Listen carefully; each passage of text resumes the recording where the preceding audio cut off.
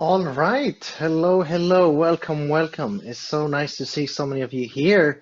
Some of you I can see because you've turned on your video. So if you are here and really here, then please turn on your video so we can at least pretend that we are meeting each other in person. So with these CARP talks, maybe this is your first time, maybe it's not. I shortly introduce CARP, and it's a you could say a forum or a place that exists in many different nations, and where we discuss principles and values and ways you can grow. And so, with that, I also hope that tonight that we can all grow a little bit from maybe each other, but certainly from our speaker for tonight. But before we get into the character development, we are going to put some smiles on your face and loosen up a little bit. So we would like to start with some icebreakers. So the first question is, how are you today? I am amazing today. Thanks for asking. I am so happy. I feel great and fine.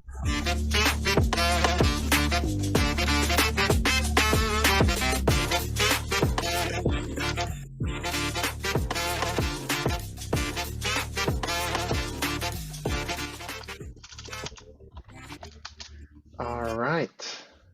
So most people are just fine today. A lot of people feel great, and some are grateful I asked, and I'm glad you are amazing. One person is happy. Well, that's good for you.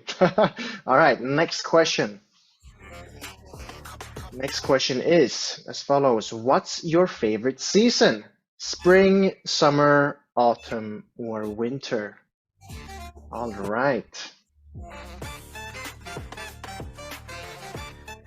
A lot of people like summer. That's very nice. And one person likes the winter. Well, lucky you. It's coming. It's coming. This is what's coming now. And some people are enjoying the autumn at the moment. Very good. So most people like summer, and then second place is spring and autumn, and last place is winter. Not so many Swedish people here. That's why. Because you don't live in Sweden unless you love the winter.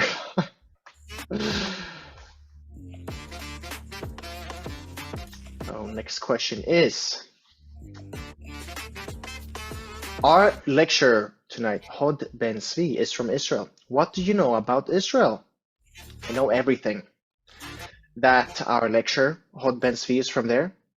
I really want to go so that I can meet Uncle Hod. I am pretty sure hummus is from there.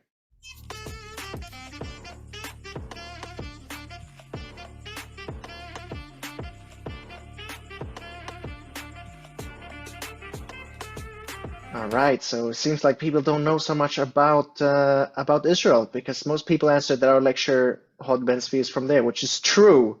But I hope you know a little bit more about Israel, maybe a little bit tonight when our speaker introduces himself. So, and the last question is, when was the last time Israel had snow? Last January. They don't know what snow is. The year was 1785, and they have summer all year. Yes, maybe this shows you how much I know about Israel based on these questions, right?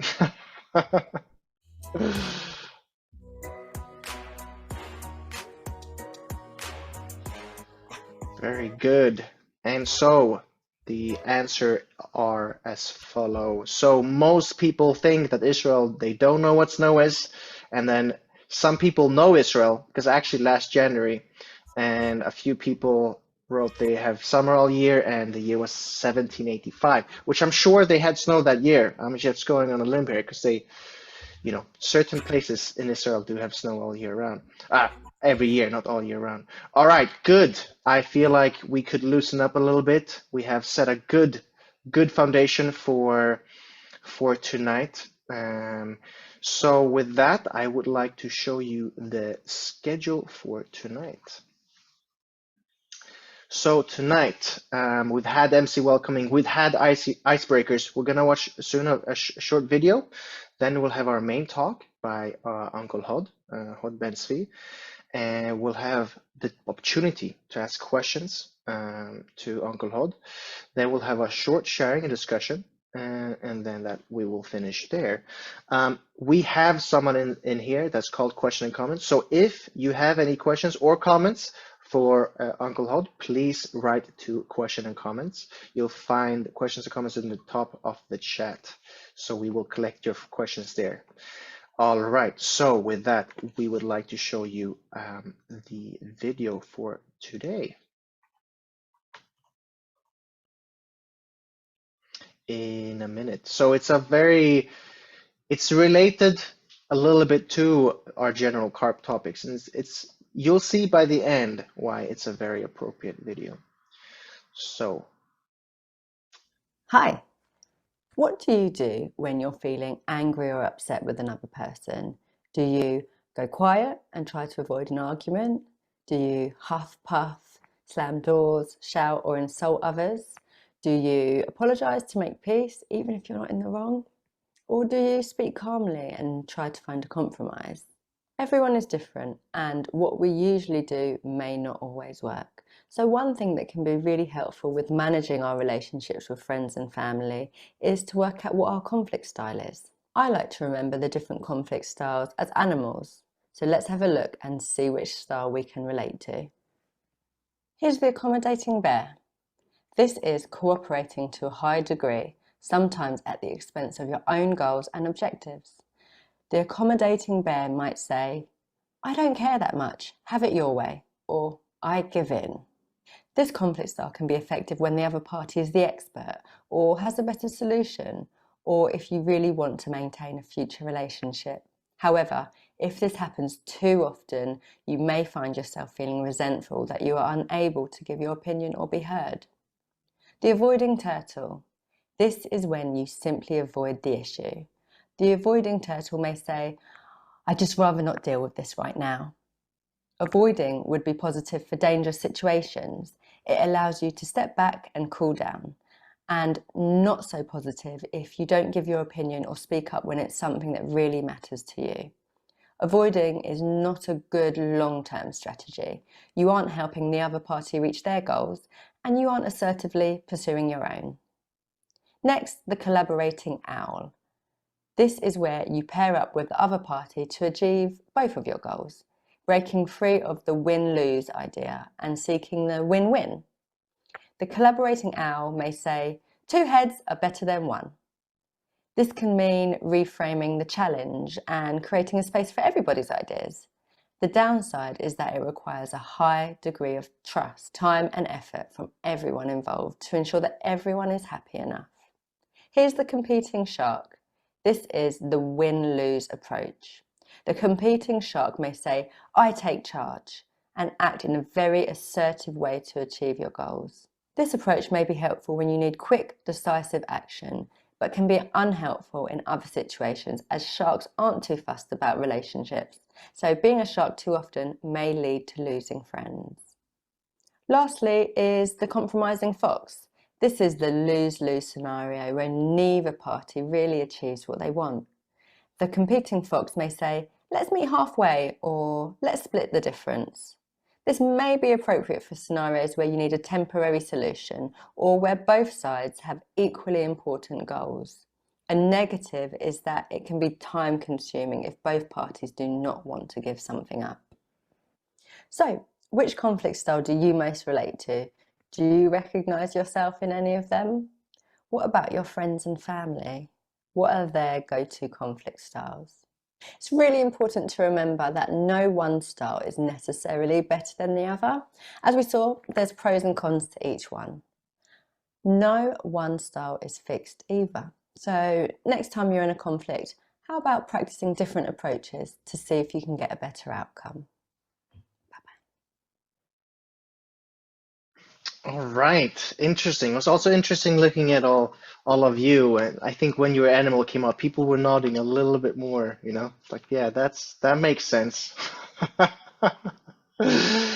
I found myself nodding at the owl, but I feel like can many times be fox as well as a mix between a hybrid. So very interesting. So I think with that was a very good introduction to just, I mean, in many ways to see ourselves in maybe a simplified way of how we approach certain things. We will now have the main topic for tonight. And actually, our speaker for tonight is Hod Ben Zvi, or Uncle Hod, as I like to call him. Uncle Hod is actually working in the Middle East. He lives in Israel, hence all the questions about Israel. And he has initiated quite a few programs to really try to bridge gaps between different people. And so that's why we feel it is very, very appropriate for Uncle Hod to speak to us tonight. So please give a warm applause for Uncle Hod. Good evening. Thank you, Peter, for the very kind introduction. I feel very comfortable here. Thank you for having me. I hope I can contribute a little bit to the topic. And let me begin with refuting the idea that Israel has no snow. We do have snow, but maybe every 3 years, light snow, which melts quite quickly. Sometimes it stays longer, but if we really want to have snow, we have to go where Peter lives, right? Okay. I'd like to share with you a little bit about bridging the divides in our current society. Let me just share screen and let me know if you can see it.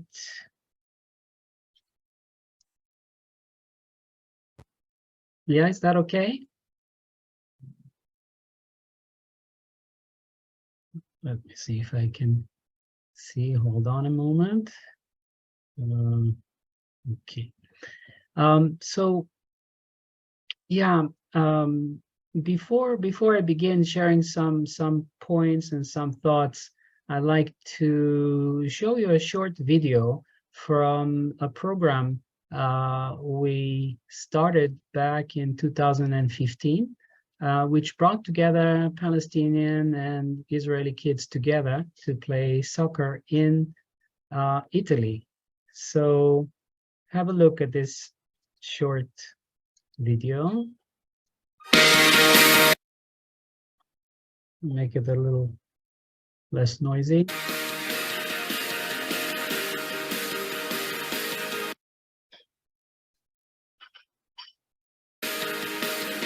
Un calcio per la pace e la squadra l'abbiamo chiamata Peace Dreamers. Sono 7 bambini arabo-israeliani, 7 bambini ebreo-israeliani che non si conoscevano. Li abbiamo accolti attraverso una scelta che è stata fatta nel loro paese dai sindaci delle località dalle quali provengono, con il patrocinio del Ministero dell'Educazione, e li abbiamo invitati in Italia, a Torino, per una serie di iniziative sportive con tutte le realtà giovanili locali, perché Torino è un luogo di pace, perché Torino è un luogo che può aiutarli ad integrarsi meglio grazie alla sua storia lavorativa, alla sua storia interreligiosa e alla sua storia sportiva.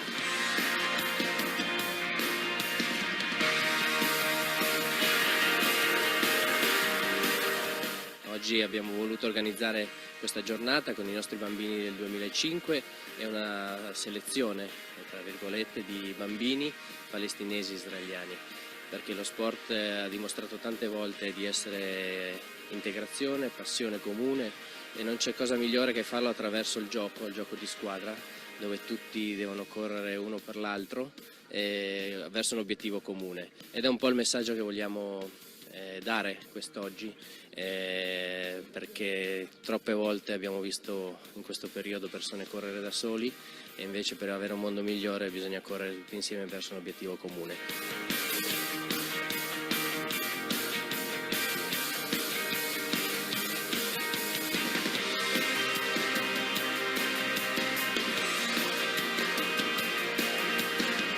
È la giornata mondiale della lotta contro ogni forma di discriminazione, giornata che viene celebrata in tutto il mondo perché l'UNESCO così chiede, e difatti i bambini riceveranno da parte del Centro UNESCO di Torino questo segnalibro che indica loro sia la giornata sia il senso della giornata stessa. Mettiamoci insieme a lavorare perché il mondo sia davvero per tutti e di tutti.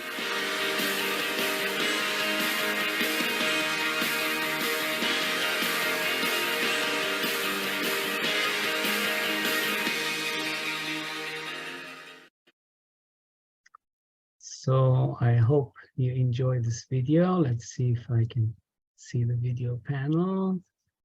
Okay. So this program started with joint initiative with a friend from San Marino. We met together in the city of Torino, and then the program developed there. We brought the children, and we're hosted by Juventus. I hope you understood a bit of Italian there. I think I read the subtitles. But maybe at the end of my short presentation, I'll go back to it and show you the most recent program we had, again in San Marino. There'll be some photos at the end of the short presentation. So let's jump into it and talk a little bit about bridging the divide. And our first assumption here is that harmony is what we all desire. We always feel happy when we're in a very good, harmonious environment, harmonious between people and nature. And so this is something we all crave to. However, so also often we find ourselves in a very different situation where there's so many different kind of conflicts around us, which pains our heart, makes us uneasy, makes us sometimes pessimistic about the future. And so we are really striving to, as we mentioned, to bridge the different kind of divides. So let's a little bit look into what are the kinds of divides or the kind of conflicts that we find around ourselves, even though we'll maybe talk about a few, but it's our hope is to go into how to resolve them, how to solve those conflicts, or how to bring people from conflicting sides together. But let's look at what is the state of affairs within the one personality or one person. So we find often that there is a certain divide within myself or conflict. We suffer from stress.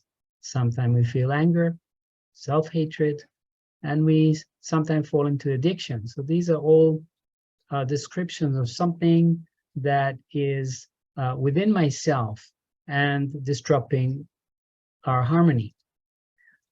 When you take that a step further into the family or community, we find marital tension, we find family strife, and we find sometimes dispute even with our friends or neighbors. And it can expand into the environment where we live in, school or work. And when that is taking even a larger form, we can begin with legal disputes and move to ethnic tensions between groups of people, eventually experiencing something like the abuse of power and even war, which is the most dreadful result of the eruption of those conflicts or their continuous growth. So I think in the short video we saw in the beginning, the lady was sharing about the different ways or methods we deal with conflicts, but we want to look a little bit into the root. What is the root cause of the conflict? Although it's a wide topic and we probably need to spend more time to delve into it, but at least we want to put some things on the table that will be easy for us to get the bigger picture. So we can define one of the key elements of what causes conflicts is the breakdown of interaction. If you look from a medical point of view, if we have any breakdown of the flow of our blood from the heart to the veins or to the rest of the body, then we suffer.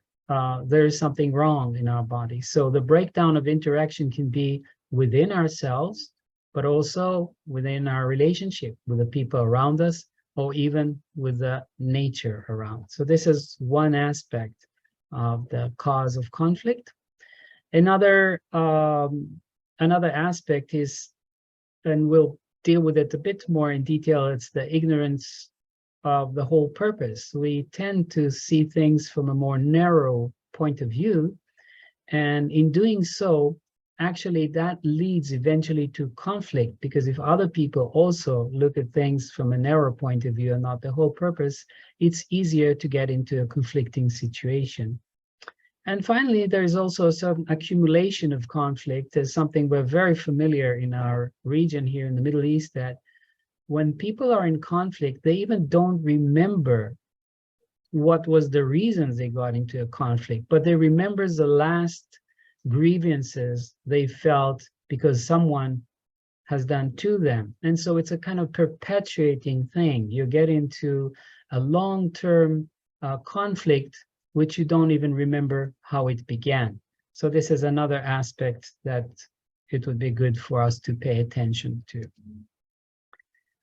Simply speaking, the principle of harmony or harmonious interaction rests upon the understanding that we always need to see an interaction between two positions. One is a subject role and one an object role. And these, by the way, positions can alternate. You can be at some point the subject role, at some time you can be the object role. But what is important is that there's a healthy giving and receiving action between them. And for that, we need some common goal. We interact with people because we have a common goal. Tonight, we gather together, we have a common interest in a topic. So we are having a give and take now. I'm sharing, and later on you ask question, you'll be in a subject position and I'll respond, etc. So this is very important to understand, that the principle of harmony is not just a floating ideal. It rests upon the solid understanding that a healthy relationship of giving and receiving is the basis of our good relationship. That's what happened when the interaction is broken. As we mentioned before, it can be inside my body, even unhealthy things happen when interaction is broken. And of course, within people, if we misunderstand each other, we cannot communicate properly with one another, then that leads to a conflict. Now, this is probably one of the key points that we need to share tonight, and it deals with two kinds of purposes that all of us share. All of us share our individual purpose. We want to be happy, we want to maintain ourselves, our health, we want to have a shelter and food and good relationship with others. So we have an individual purpose that we pursue. However, in our inner self, in the more deeper level, we have even a more important goal that we pursue in our life, and that is relates to the whole purpose, to something that is beyond me, greater than me. It can be my family, can be my community, my neighborhood, it can be my society, and even beyond, to the nation or even the world. So these two purposes both exist in myself, and the relationship between these two purposes is very critical to whether we are leading our life towards a life of conflict or to a life of harmony. So let's look at what happens when this set of two purposes are in order or not in order. On the right-hand side, we see that when the individual purpose comes first or on the top, and only secondary, the whole purpose is being attended to, we're actually moving in the direction of living a selfish type of life. On the other hand, when we are able to pursue the whole purpose before our individual purpose, that's an unselfish act that will lead to prosperity and to harmony. So what we put first, our self-purpose or the whole purpose, is quite critical, but all too often ignored in the society that we live. And in fact, I believe, and you can correct me, or if you have different ideas, we can hear when we share, but I feel in the recent era, there is a very strong emphasis on individualism. While individualism is good to develop the individual purpose, if we ignore the significant priority of the whole purpose, eventually it leads us astray. So this is also important for us to remember. So we can understand from that that the root cause of conflict is in myself. I can go to the direction of selfishness or unselfishness by setting the right priorities of the whole purpose and the individual purpose.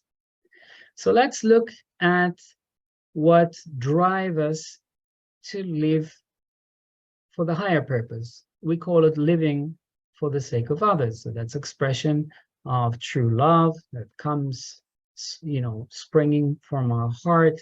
It's unconditional, and we give, and we want to give more, and we forget that we have given, and we still want to give even more. And also the tendency to forgive, not to hold on when there is a certain things that did not go right. On the other hand, if we live prioritizing our individual goals, we can slide into what we call living for oneself. And so, although some people say that love is love, if we look a little deeper, we can see that there's a difference in the quality of love when it's centered on us or centered on others. And so, expression of false love, what we call, is an indication that our heart has not fully matured. I'll give you a simple example. I don't see all of you on the screen here, but I'm sure you have met with young toddlers, right? Have you ever tried to give one a candy? Do they reach to it with their hand? Right? And what happens if you give another candy? They reach with both hands. So they're constantly thinking of whom? Of themselves, right? They want to get more and more the more you give. Do we see that as a very selfish and it's something that angers us? Most probably not. We see it as something cute, right?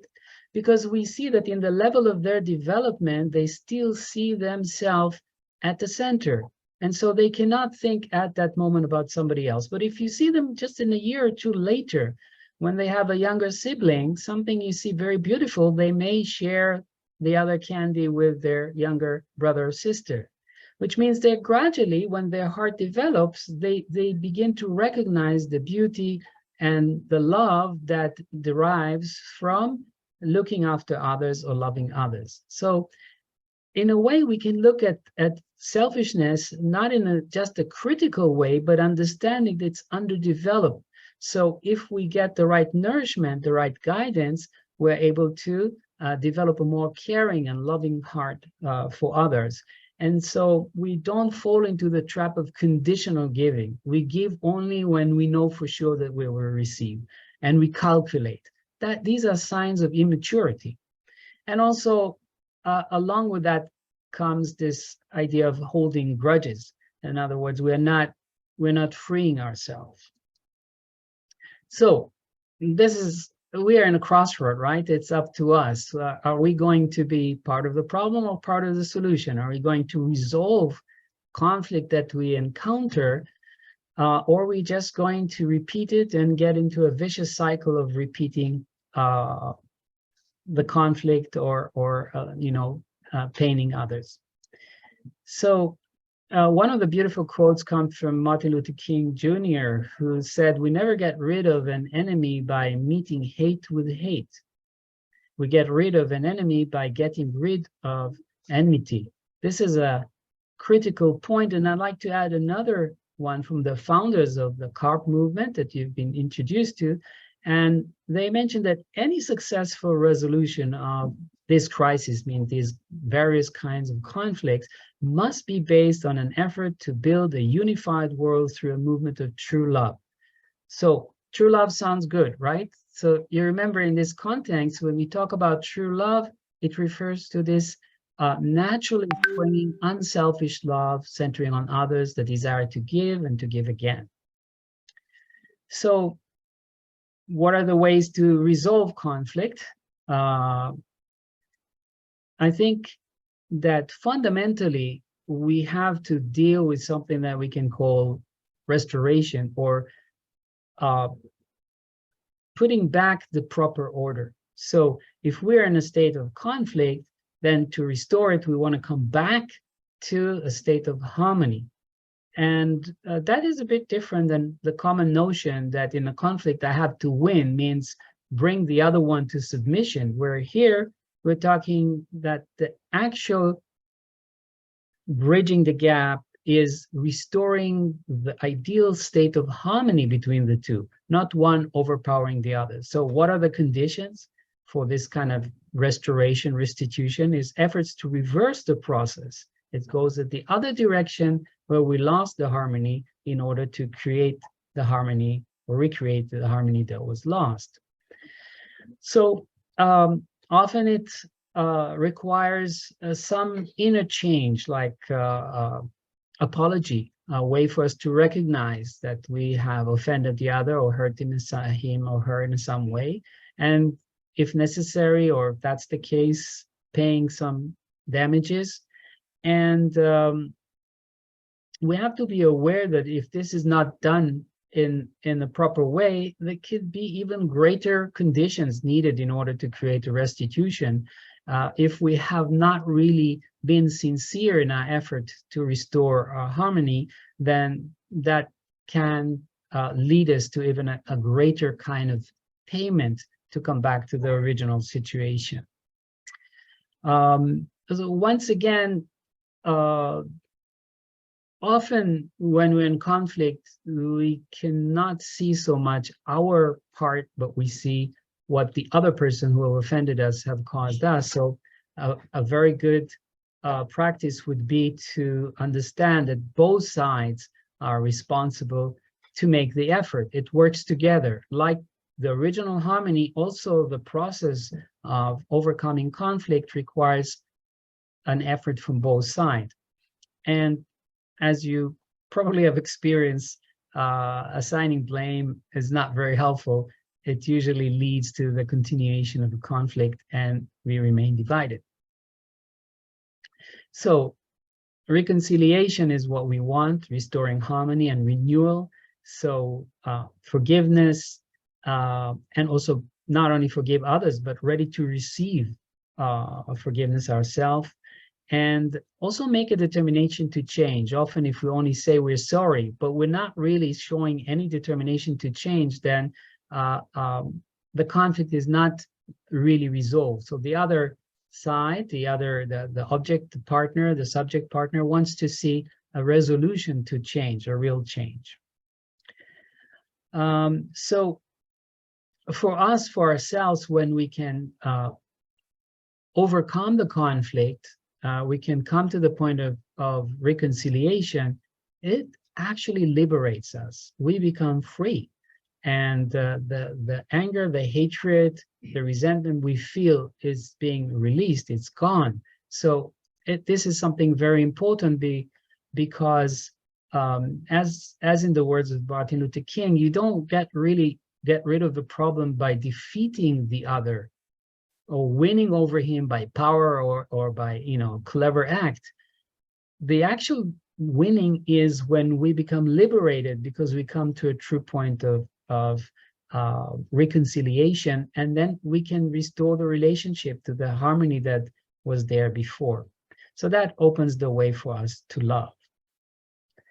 And this very nice image you see together, very famous figures, probably you identify. On the left, Desmond Tutu, the Archbishop, and the clerk from South Africa, and Mandela. And they have overcome an incredible, difficult period. The apartheid in South Africa, and a lot of very sad stories from a period of division between the people inside South Africa, which were resolved by the harmony between the two leaders, in this case, de Klerk and Mandela. So it's an historical example of people who were in an enemy position, but were able to overcome that. And as you see in that image, also have some warm and close relationship. So these are just few pointers about bridging the divide.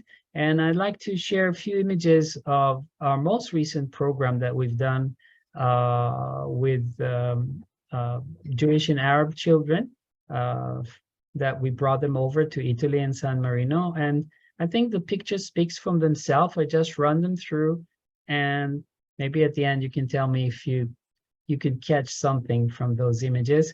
One thing I'm quite sure, you will not be able to tell through the photos who are the Arab and who are the Jewish children. So this was our first meeting with the parents and the children, orientation, and before we set out to the project. It was last August. And here we are at the airport, just ready to fly and arriving to San Marino. I'll go very fast. And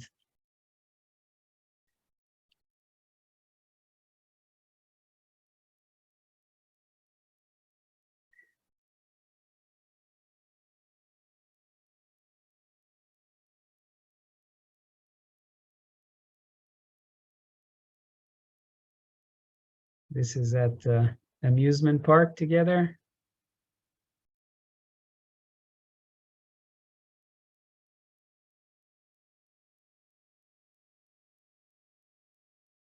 And arriving safely home. So, yeah, I hope you can catch something from this kind of rapid photo show. We had a wonderful project, and the children bonded with each other very, very fast. And they really, as soon as the ball was tossed in the air, by the time it dropped to the ground, they're already bonding with each other and playing joyfully, and all the, the divides that is in the topics that we talk about disappeared. I think that goes to show that if we set the right kind of environment, the right kind of heart, then we can reach bridging the divide. Maybe to summarize this point, I would say that what is this environment? We call it the parental environment. When we have the feeling of embracing parents, a mother and a father, we know that even children that are in conflict are able to find solace, are able to calm down, and then the parents can bring them together and let them reconcile with one another. So this is something that really is missing so much, right, in the world today. We often talk about the political divide. Is it right and left? And we talk about different economical systems, etc. While all those things have a certain role to play, we often forget that the most fundamental thing in our life is craving to experience true love. And that's why bridging the divide is centered upon the idea that we create a parental environment in which it is easier for the children to come together. And the same goes for the great wider world. We have forgotten the very basic rules of harmony, and that's why it seems that the big conflicts around the world are unsolvable. They're very difficult to deal with, because we forget the fundamental way in which we should behave as individuals, as families, communities, and societies. So I hope that was just a kind of a taste, a very simple sharing with you. I hope it was helpful in some way. And with this, I'd like to end my short presentation. Thank you for your attention. Thank you so much, Uncle Hod. Can we give a round of applause? And I thank those who have their videos on so we can see you applaud. It's very nice. We have a very short time for Q&A now, and we have quite a lot of questions. So we'd ask you to keep short to the questions so we can cover as much ground as possible. We're going for quantity tonight. All right, first question is, when there is a conflict in which I myself am not involved, but both conflicting parties are close to me. What is the best way to let someone understand he or she is behaving not well, and at the same time comfort them and make more harmony? So a quick reply would be that we need to look at the goal. I think the goal is reconciliation. Their goal is harmony. And I think often when we see the goal in the other changing, we get stuck. So we need to look together, and rather than looking at each other, we're staying side by side and looking at the goal. The goal itself is harmony. So it's easier for us to overcome the differences between us when we look at the overall goal that we want to reach, in this case, restoring harmony. Excellent.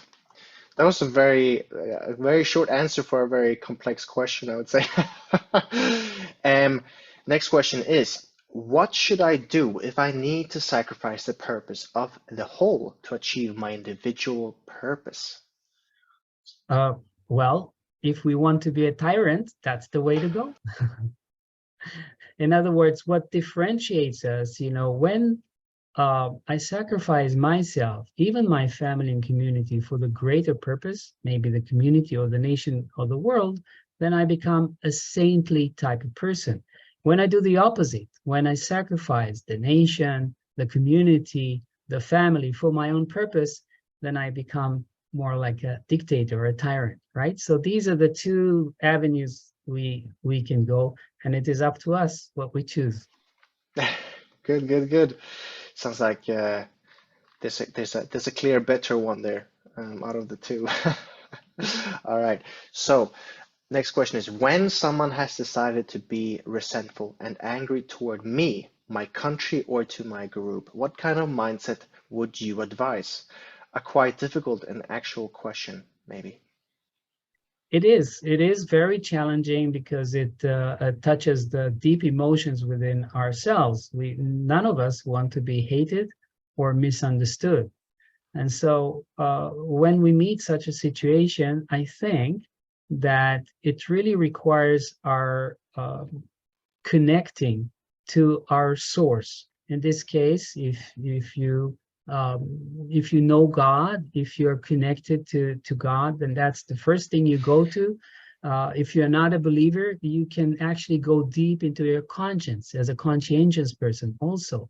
If we connect there, we find the resources that helps us. It cannot be found in waiting for change from the other. So that's where you can call it the vertical line. Go up vertical if you believe in God, or you can go deep to connect to your conscience. We need to find our inner point of balance, and from there we can deal with it. It's not something that we can do just based on the relationship that are outwardly, but inwardly we have to go through that process of change, which enable us to be forgiving and accommodate the needs of the others. Good, thank you. I'll jump to the next question here. So, what are real life examples of, quote, the whole purpose? Well, we can start with a very small level, as we mentioned before, in the family. If I get up early in the morning and I clean the house, I'm making everybody happy. Everybody lives there. So I do that first. And maybe, of course, I need maybe to take shower to prepare myself. But the small things are very important. And then this can go on also in school or in the workplace where we are. We try to serve the others before we serve ourselves. Even when, I'm sure all of you experience your mother's love, right? And most often the mother first feeds the child before she feeds herself, right? So this is an example of training ourselves to always put the other first of ourselves. It's a growing process. Does not happen automatically. We do need education for that and good role models. If you have good role models, it helps a lot to follow in their footsteps and to train ourselves. And we have to be conscious. We do not automatically become unselfish people. We begin as we mentioned, from childhood, we tend to be more selfish, and because we need to observe love into ourselves. But as we grow, the expectation, and we start gradually to give out and to give to others. So this is a maturing process. So that, I think, maybe answering some part of that question. Yeah, so the real life experience is basically when you serve others before yourself. Those Exactly. are excellent. I think we all can practice this, right? I think that's a good answer. Uncle Hod, what is the biggest conflict that you have helped solve? Oh, that's an interesting question. Personal. Yeah, it's brings me back to a time of actually a time of war, and we had a very serious situation between two communities. In this case, Jewish and Arab community, and I wouldn't like to say that I helped to resolve it, but let's say more humbly that I participated among others in that effort. We set a kind of a prayer time for people from different religions.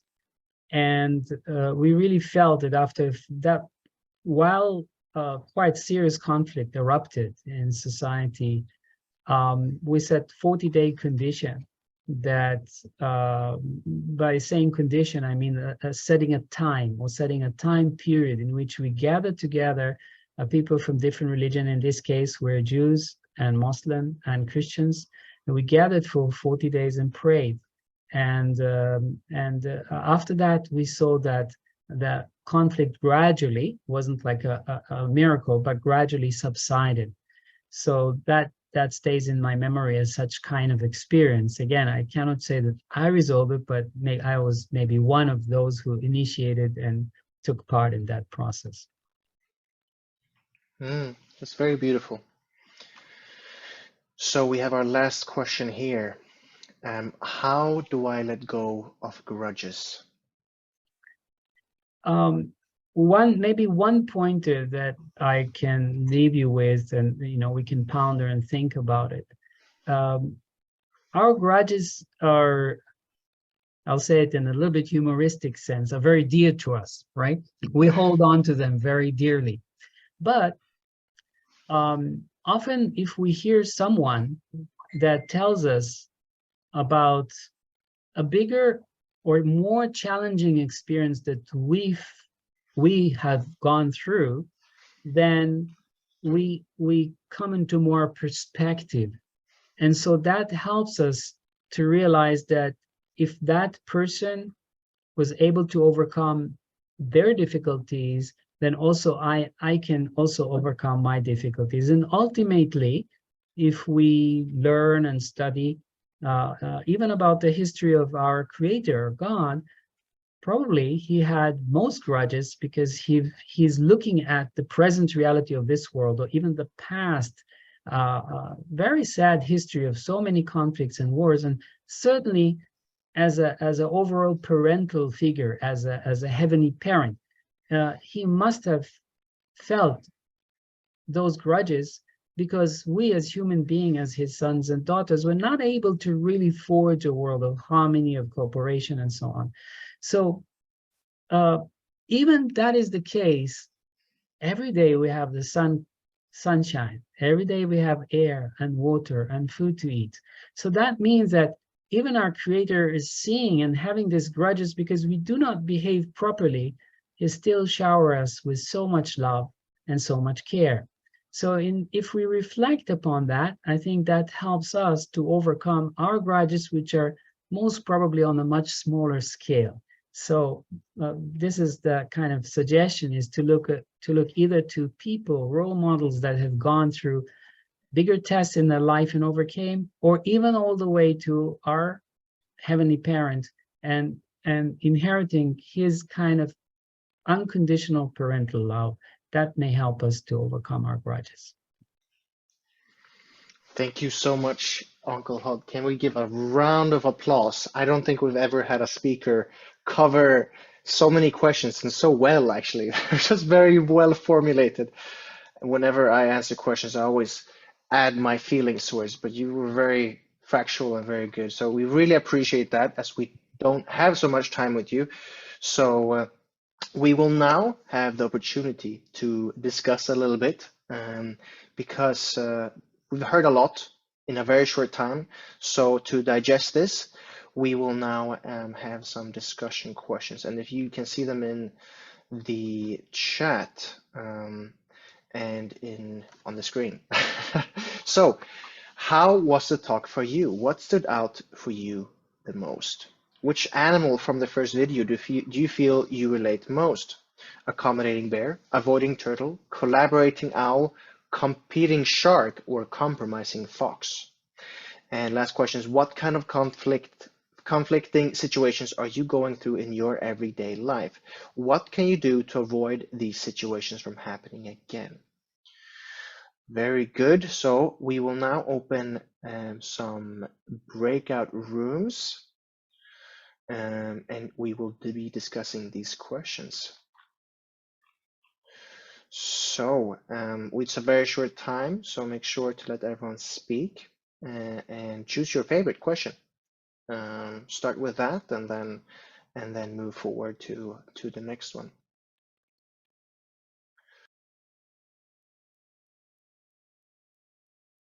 All right, welcome back, welcome back. Sometimes I say this is my favorite part of meetings like this, because when people come back from the groups, all of the videos are on. And I'm like, wow, amazing. I get to see everyone. How great is that? It's almost as if you didn't know how it worked before the meetings, you know? Somehow magically they're all on. So I hope you had good conversations in your team. We did. I think in my group, we had very interesting conversations. We kind of included, we managed to cover all the topics. It was really nice, and I think the speech from, or our lecture from Uncle Hod really laid a very good foundation for today's discussions. There was a lot there to work with, and of course the animal video was very, very nice too. So with that, I hope you all had a very good CARP session tonight. We will have some announcements. If we can open the slides, here we go. So next, we usually announce when the next session is. We don't have one right now, but probably it's going to be Tuesday, November 29th. We don't have a topic yet. So we have a Instagram, and it is carp.eumee.info. Right. So if you go there, we will post it, or you know, whoever invited you for tonight, you can also ask them, and we can work as a network. You know, so we are really all over Europe and the Middle East. So it's amazing how well actually we can get so many people here. You know, so I hope you had a good CARP today. I don't think there's any more announcements than that. Yes, so those who are doing the foundations, please stay, and the others, we will now listen to a short music video, and so we'll have a break now. So thank you everyone, and see you next time on a Tuesday. Thank you.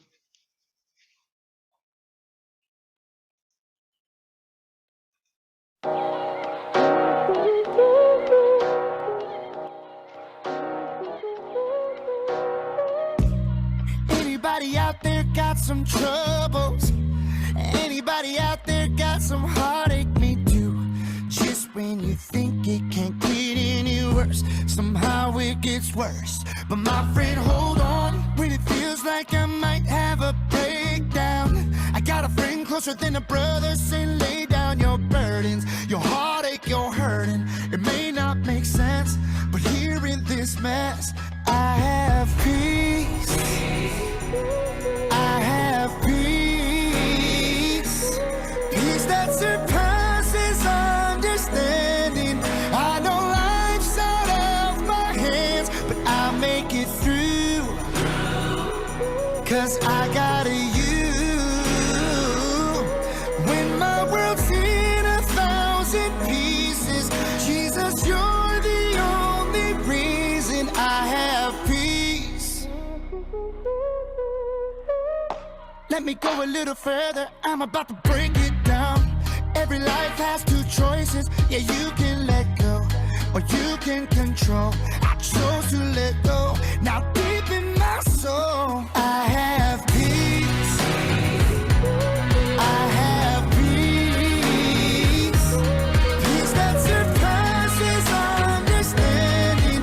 I know life's out of my hands, but I'll make it through, 'cause I got you. When my world's in 1,000 pieces, Jesus, you're the only reason I have peace. In the valley, in the waiting, in the trials, in the hurting, even in the hospital, facing the impossible, you give me peace.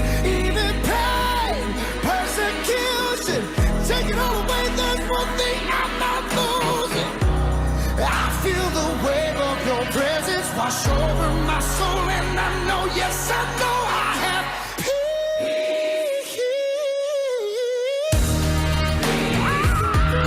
Peace that surpasses understanding. I know life's out of my hands, but I'll make it through. I'll make it through, 'cause I got you. When my world's in 1,000 pieces, Jesus, you're the only reason I have peace.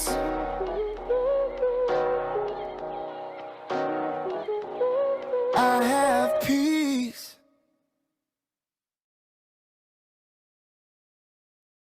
All right. So welcome back. I hope you had a good break. To my big disappointment, people have turned off their videos, so please turn them on again.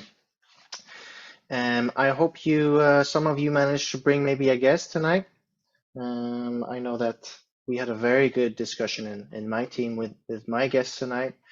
His father also came, so that was fun. It was a bit different. Wasn't expecting that, but that's okay. We will now first actually look at the videos from the homework. So the team videos are, wait, was that? None of the teams did the homework? They don't care about the Providence and True Parents? Oh my God. This is highly irregular. I am heartbroken, and I can speak for True Parents and God as well. They are really disappointed. I don't know what to say, you guys. So I hope you feel a little bit shamed tonight. But we actually were really hoping to see some videos, you know. This is the treat for the staff, you know. We put all this hard work so we can watch your videos, you know. And so please make the staff's and everyone else's day, you know. So we hope that you will do the homework at a later time. Someone has raised their hand.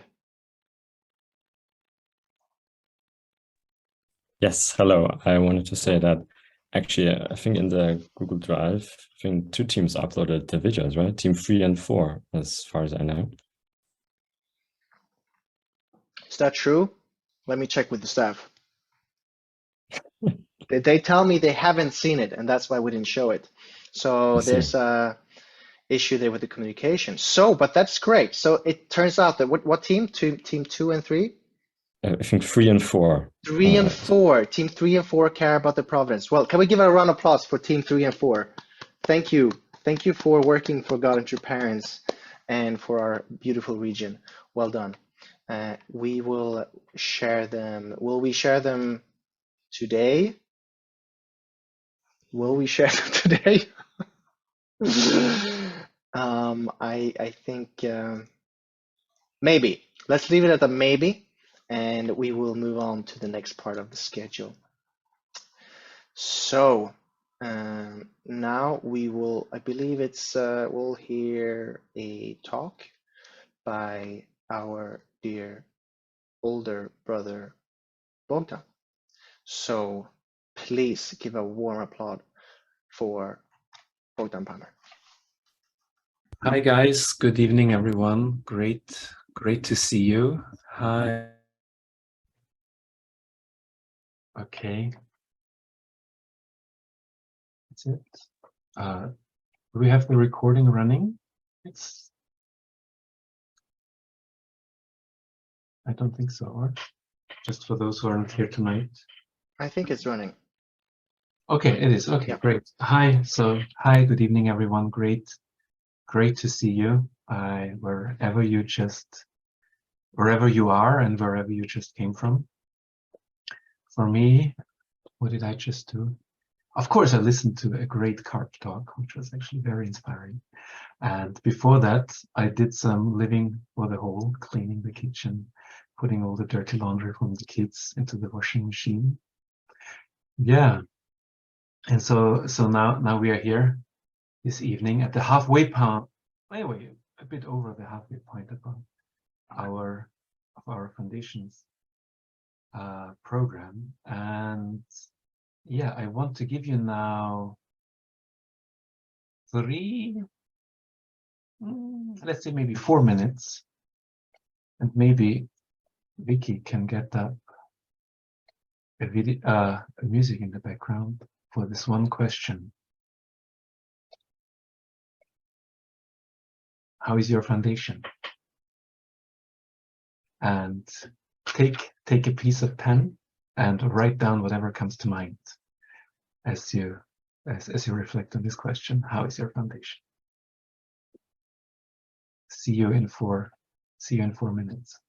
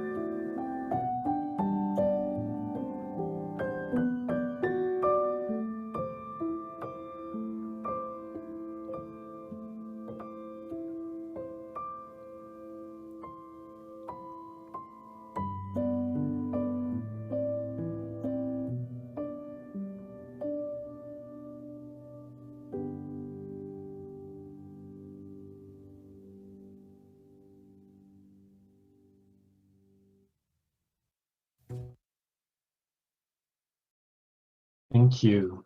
Thank you, everyone. Thank you, Vicky, for that music. And thank you all for participating in this in this exercise together. I think it's quite valuable to have time with brothers and sisters, companions of faith on our and it was just a very nice image. I hope we have a screenshot of that everyone writing. And asking themselves this question: how's my foundation doing?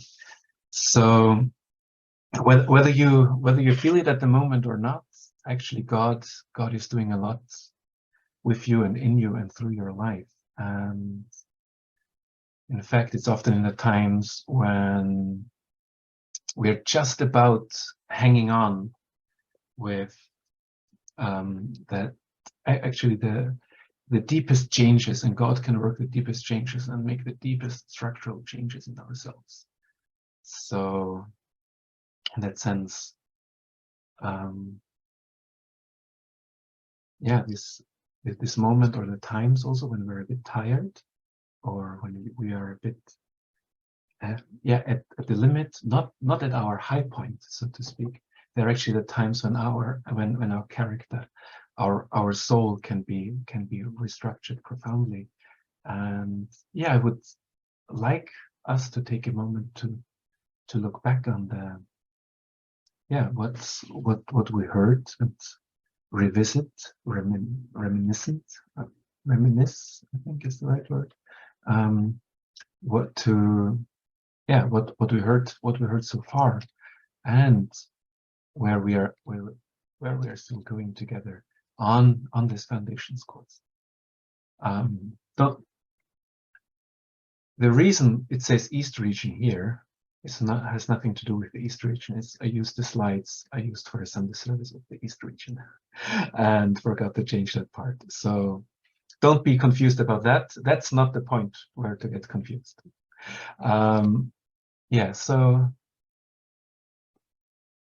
So far we actually had 4 big themes on the foundation course.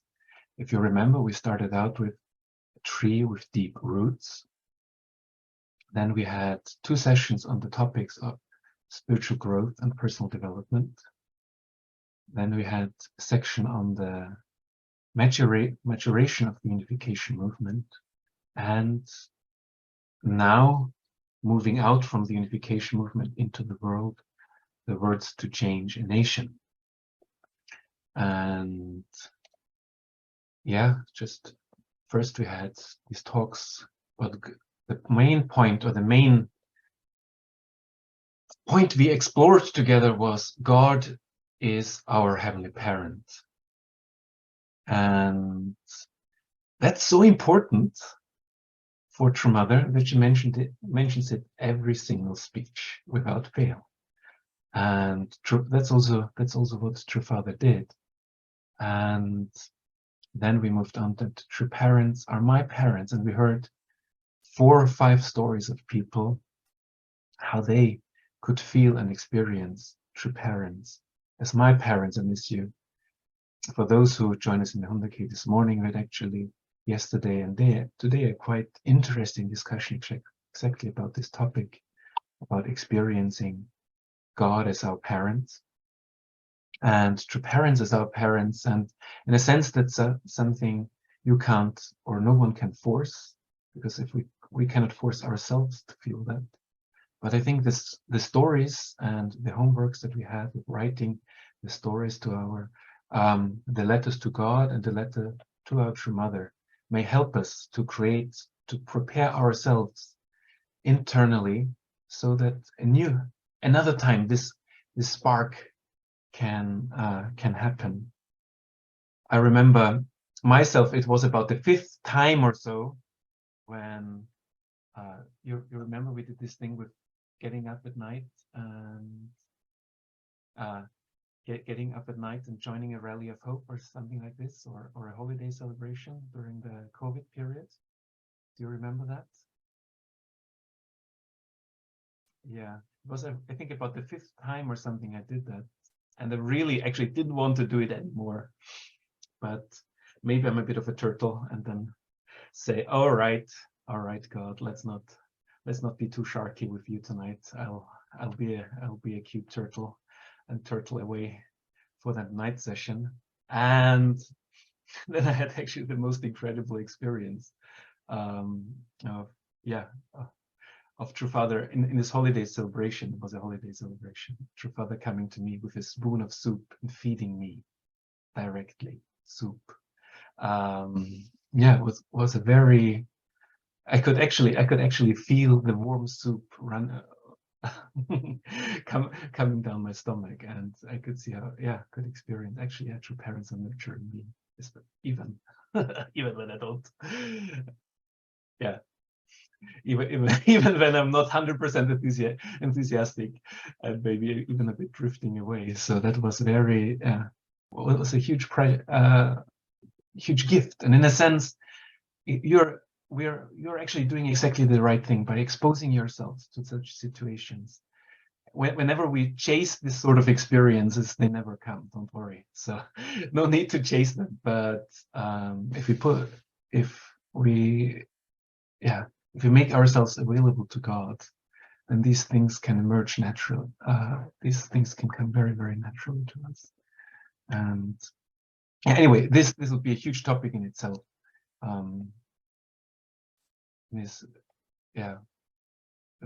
The value and how spiritual experiences can be valuable for our spiritual development, and in what way they're not valuable. But that's not our topic tonight, because then we had spiritual growth and personal development, and we heard Kaylee and myself, and then Raphael Guignard on the topic of spiritual growth and personal development, a more religious angle, and a more, let's say, business angle translated into personal development area, which is also where profound principles and the divine principles actually deeply in there. And what I first wanted to say, many of you didn't write the letter to True Mother yet. I know that. We know that because we didn't get them. So please do that. It can really make a difference for you in your life, and we are translating all of them. We are sharing all of them. Actually, just today we had a meeting with our international IYSP brothers and sisters that are responsible there, and Matsuda-san, our international YSP leader, shared how he actually quite often he's called to meet True Mother and read letters of young people to her. So Mother is also really actually interested in hearing their stories. And that's actually something that we can learn from her also about leadership. If you want to lead others spiritually, we actually need to be interested in their stories. And if we are trying to lead a lot of people, we need to be interested in a lot of stories, in the different angles, what people say, feel, and experience. And that's number 2. Then we had the maturation of the unification movement. We had a very, very somber and matter-of-fact and deep David Hanner, and we had a very enthusiastic and deep Impyo Moon, who was trying to crack the glass of our screens somehow, and break through whatever he saw that needed breaking through. And it was very interesting. It was like our session started 4 a.m. for Impyo Hyung. He started speaking at 5. Then he stayed for the whole session. Then he stayed for our team leaders meeting and still gave guidance to our team leaders. And then I got a private call and we talked for another hour. So I could really, feel that outpouring of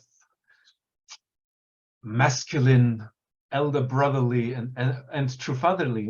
True Father was very much like that love, that sort of I have sometimes certain times when I feel like, oh, I don't want to talk to anyone anymore. I am not picking up if someone is calling, but that's actually, yeah, there are times to do that, but there are also times to really pour ourselves out into others, listen to them, talk to them, and share until late and late and late at night. And I think you'll know the passage, right, about how True Father did that, especially at the very beginning, when the Unification Church started, right? You can read this in the autobiography. You can read it in the Jambu you can read about it even, yeah, in the Jeongseongyang you can read quite a bit about it, but even more in the Jambu about this lifestyle of Father, of listening to people, of caring for people. And we just heard about it. Yeah, and in a sense we could experience also through Inpyo Hyang, our elder brother there.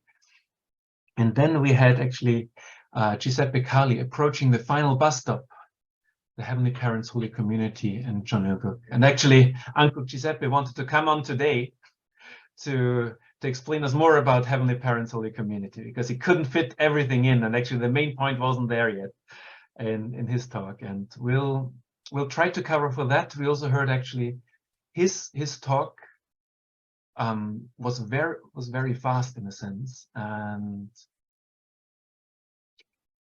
very deep in many regards, but also in a sense a lot of background knowledge about our movement, about who is the mother of God, so to speak, one very particular spiritual medium that True Father engaged with, and so on. There's a lot of details actually of True Parents course that are very deep, and his talk actually already assumed, so we want to apologize to those of you who felt a bit overwhelmed by this talk. But in a sense, that's also part of spiritual training, because whenever you were with Hondoke, with Father, you had absolutely that sort of experience. I remember just putting in my earphones, Father started speaking, and he said, I just came in with Yoshiko and myself, and we just had a fight. We put our headphones in, and we heard, when a tall man and a small woman try to come together, they will have to fight. Something like this. I was like, whoa, where am I here now? So, and then True Father kept going on. Anyway, you Europeans, you're not sleeping on the back, but on the side, and you're all pirates. And Vikings and pirates stealing from others and stuff like this. Peter feels very proud about being a pirate, I think. But yeah, so anyway, just what I'm trying to say.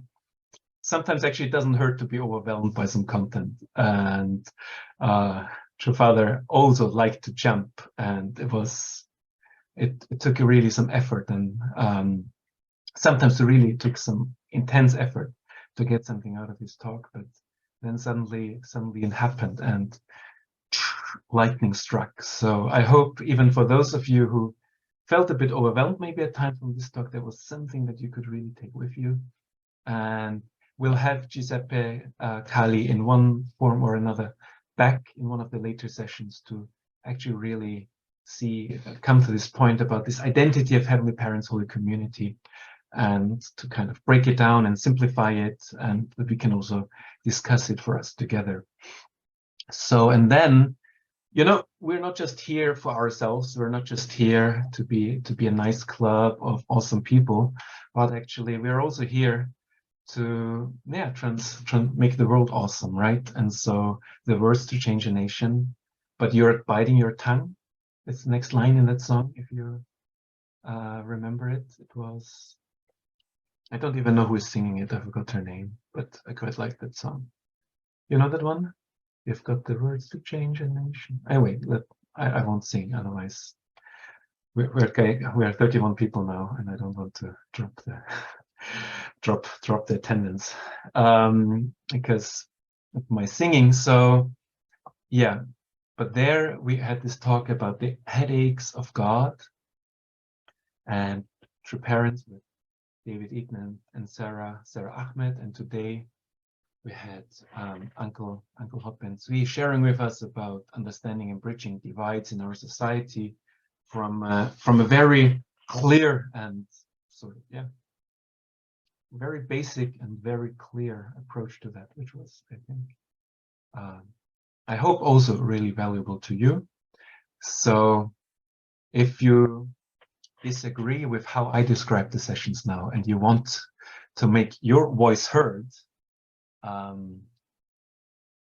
Sarah, who is managing all of our emails, sent you a questionnaire that you can fill. So that's the place to give feedback, share your main points, what you experience, and also, and really, if you attended everything, it's actually quite a lot of work. But if you didn't attend anything or didn't attend all the sessions yet or didn't listen to all the sessions yet, it's actually quite easy to do. So because you can click no, and then I didn't see that question yet, and so then no further questions asked. So in that sense, it suits the keen students, but also the lazy students, that you can do that. So yeah, please take a shot, take a picture of that, and yeah, to do it in your own time. And this is really very, very valuable for us. Oh man, and I'm running out of time because I still had a very deep spiritual point prepared. But you need to get to your team meetings, especially team 1. Which one? Tim. Tim, you know which team didn't do it yet. Anyway, Tim knows more than the staff, really. He's our #1 student here. So anyway, great to have you around, you know, and we can make a meme, be more like Tim or something like that. We can make a foundations meme with Tim. I think that would be awesome. I'll get right get right to that. Yeah, so, but I will still try to make one more point, if you allow me, and that is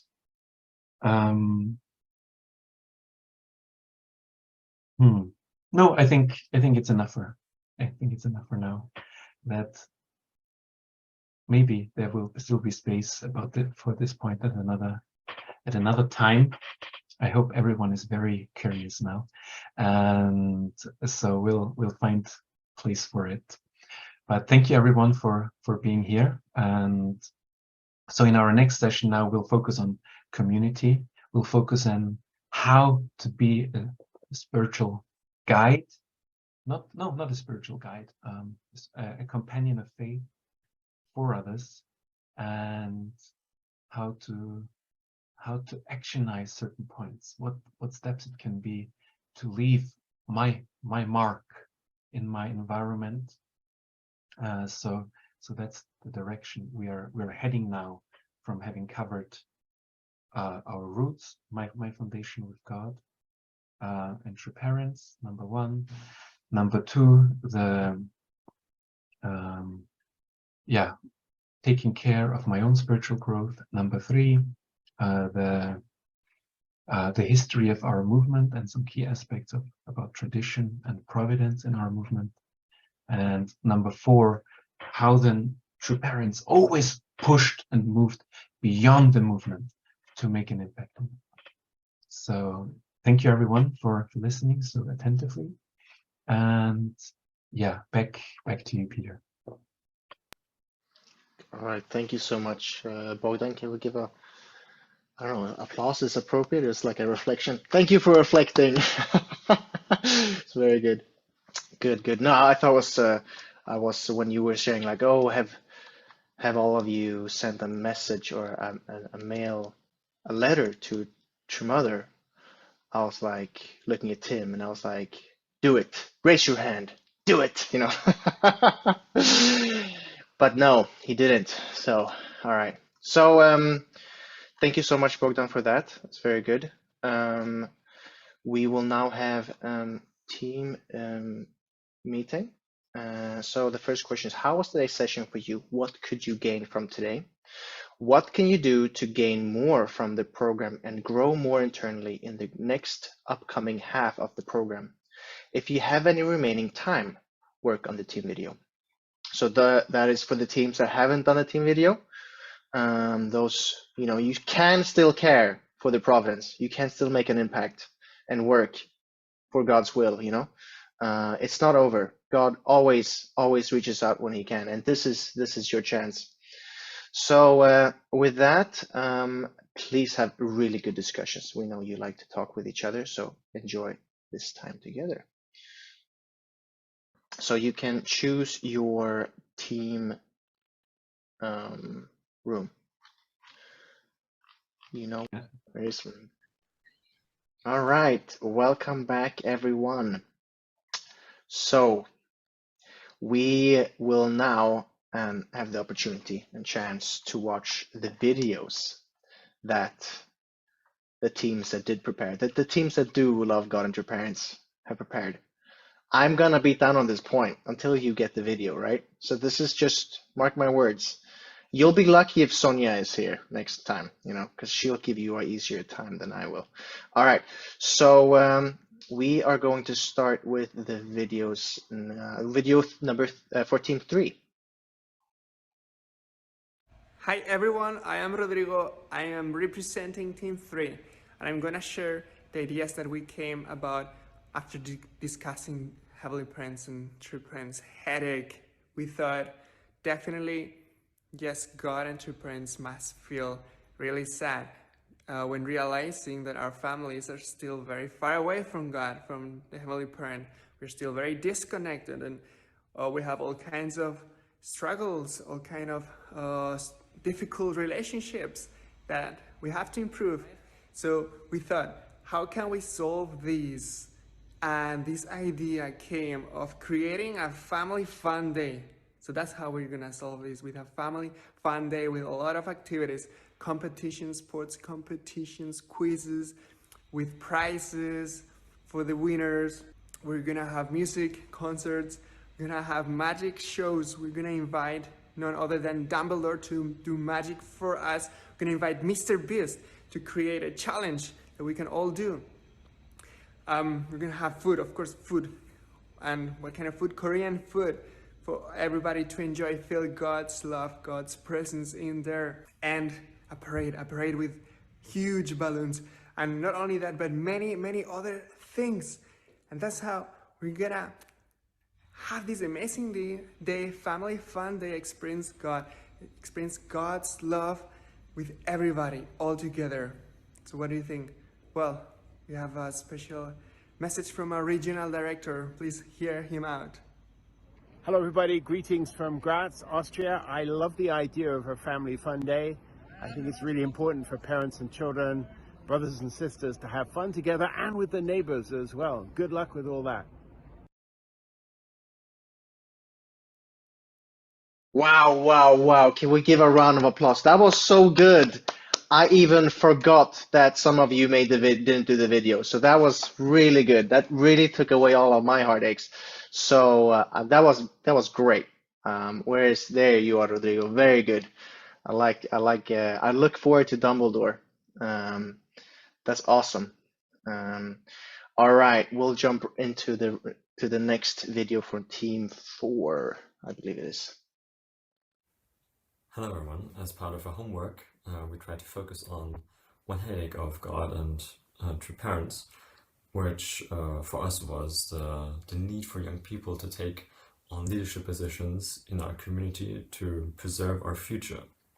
One part of a solution that we came up with is that we need to ask questions to second and first gen, because we think that both sides are needed to evaluate how we can move on forward into our future, because first gen already have a lot of experience and second gen are the people that are supposed to take over. The next step would be to offer education that is needed for these to be spiritual leaders in the future, as well as practical hand-on situations where they can learn for really being in a spiritual leadership position already. This education could even be standardized to make it all around more efficient. instead of maybe having multiple sources, people could go to one place in Europe, for example, so that it is more easy to gain all of these resources and knowledge very easily. Next, my teammate Alan would like to round this video up with some quite important things to think about as well.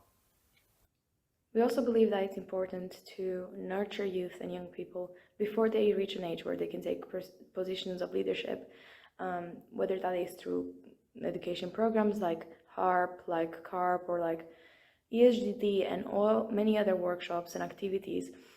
And the reason why we need to do that is because the younger that we start to inspire them, to show them why this is important, why we care, and why they should care as well, and giving them also the opportunity to take responsibility in their communities, in their families, or even in where they are in the country, providing that gives them a sense of that is also theirs and they want to invest.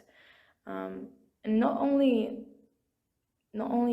making the positions available, but also making sure that we reach out to people specifically and we take interest in those that have shown interest or have shown ideas that they want to implement and want to take further. It's also quite essential that personal development is provided throughout this process, from whenever they start taking interest to until they get the position, but also throughout their time in that role. We need to show them as elder BCs or as elder siblings why we care, so they can find for themselves as well why they should care, because you can't force anyone to take a position if they don't see the value in it. Thank you, Alma. I hope that you all were able to gain some insight in a solution we're trying to give with this headache. Thank you for watching.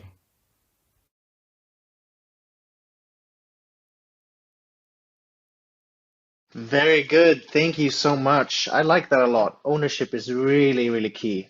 You know, there are many second gen already now taking on more responsibilities in Europe and Middle East, and I think you set a really good key points there in preparation for that and in accepting those roles. So well done. I very much believe that you know, this will take some of God's heartaches away. So very good. Ownership and balloons, right? Family fun day, right? Very good. The standard, the bar is high, you guys. The other teams, you know what we're expecting now, okay? So either, you know, yeah, this is it. You know, if you cannot do worse than this. Now that you're late, you had more time. We're expecting more, okay? So more effects, better goals. Yes, exactly. Be creative. So thank you so much, team. I think it's team 3 and 4. Yes? Good. So we will now have some announcements. So homework is do the team video. All right, I've said it enough, and we all expect you to do it. So you could see for, you know, the team 3, you know, Rodrigo was basically the one in the video all the time, you know, so you can do it something like that, or everyone can share something, but, you know, just get it done, help each other and write ideas, and it'll be great. So we also have the daily 100K, remember, every morning at 6:30 a.m. Central European time, or in your own time. Sorry. Next session will be Elements of Healthy Communities, this Friday at 8 o'clock. I hope to see you there. So with that, sorry, well, I would like to invite up Bogdan to offer a prayer to finish for tonight. Okay. Before I pray, I made this little artwork here to underline the homework. All right. So let's be creative. Dear God, our Heavenly Parent, thank you so much that we can be here now together this evening. offering our time and presence up to you, our dear beloved Heavenly Parent. We are called, as your children, our dear beloved Heavenly Parent, to stand confident and courageously in front of the world, in front of our own lives, transforming ourselves and our environment. And we know how much you believe in us, how much you trust in us, and how much you care for us, our dear beloved Heavenly Parent. At the same time, we understand that it's only by going to the humble places, to the places of depth, service, and repentance, our dear beloved Heavenly Parent, that our true confidence can shine, our dear beloved Heavenly Parent. So we pray tonight for each and every one here on this call, our dear beloved Heavenly Parent, that as we go through this program, we can find that inner calling stronger and clearer, that we can become more humble and more confident at the same time through this program, through our sharing with our brothers and sisters, and through what we offer, what we hear, and what we share, our dear beloved Parent. We are deeply connected to our true mother, who is holding and carrying the whole world in her arms, our dear beloved Parent. We're deeply grateful for her. We're deeply grateful for our true Father, who broke through like a fireball through all the barriers that were in front of his life.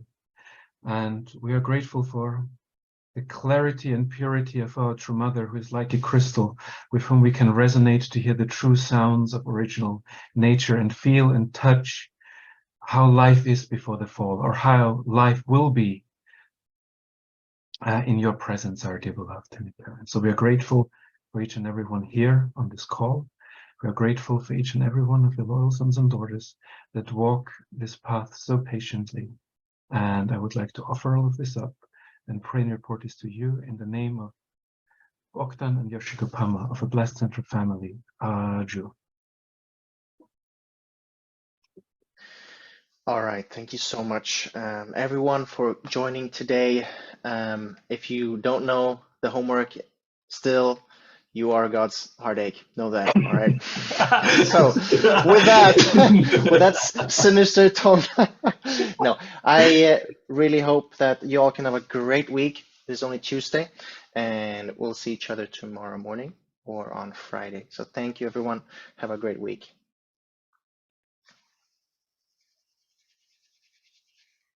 Bye. Bye-bye.